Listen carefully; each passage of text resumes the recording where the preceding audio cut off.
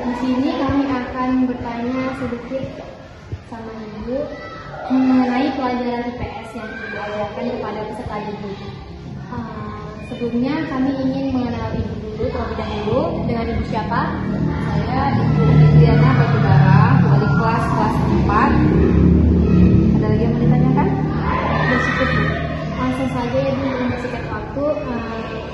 Pertanyaannya, apakah Ibu selalu mengaitkan pelajaran IPS dengan kehidupan sehari-hari?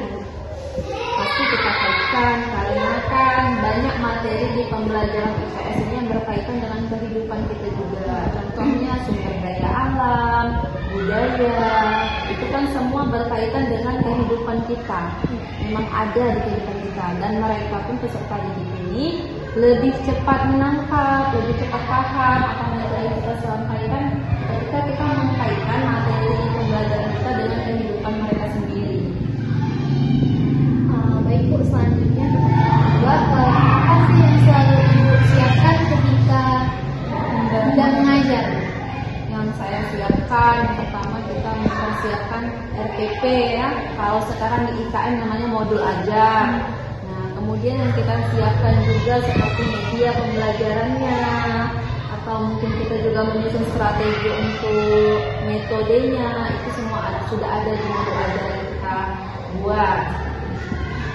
Selanjutnya Bu, bagaimana pelajaran IPS ini menurut pandangan Ibu sendiri? Kalau menurut pandangan saya, pembelajaran IPS ini menarik ya, menarik sekali karena pembelajaran ini banyak yang berkaitan dengan kehidupan kita langsung. Kemudian sejarah-sejarah tentang pada zaman dahulu itu yang memang harus kita kasih tahu ke siswa. Jadi siswa ini juga mereka tahu bagaimana keadaan pada zaman-zaman dahulu seperti itu. Kemudian budaya kita juga mereka harus tahu, jangan sampai nanti mereka ke depannya tidak mengenal budayanya sendiri, tidak tahu seperti itu. Jadi kalau menurut saya, menurut Ibu sendiri, ya menarik pembelajaran ini untuk peserta didik untuk kita kenalkan.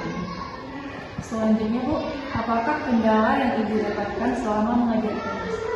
Kendala yang saya dapatkan, misal nih kita tidak menggunakan media atau metode dalam pembelajaran, siswa itu cenderung cepat bosan ketika mendengar kita hanya berceramah. Tetapi kemudian metode apa tadi? Kendalanya. Kemudian kendala yang kedua, misalnya kita menggunakan metode atau media, kita juga harus waktunya itu harus juga kita sesuaikan. Jangan sampai nanti kita habis di dalam pembelajaran ini saja, sementara kan kita ada pembelajaran lain lagi. Hanya itu kendalanya. Selanjutnya Bu, metode apa yang sering Ibu gunakan dalam mengajar IPS? Metode yang sering digunakan contohnya seperti metode penugasan, kemudian metode ilustrasi, metode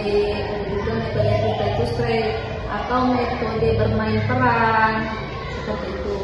Kalau metode penugasan ini contohnya nih kita dalam materi sumber daya alam yang dapat diperbaharui dan tidak dapat diperbaharui, mereka bisa kita kasihkan sebuah kartu-kartu gambar untuk mereka pasangkan sendiri kemana. Apakah gambar, misalnya contoh tanah itu termasuk ke sumber daya alam dapat diperbaharui, apa tidak dapat diperbaharui.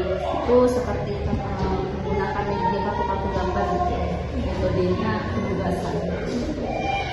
Baik Bu, terima kasih pada Ibu yang sudah bersedia untuk kami wawancarai. Lebih kurang maaf Bu. Assalamualaikum warahmatullahi wabarakatuh. Waalaikumsalam warahmatullahi wabarakatuh.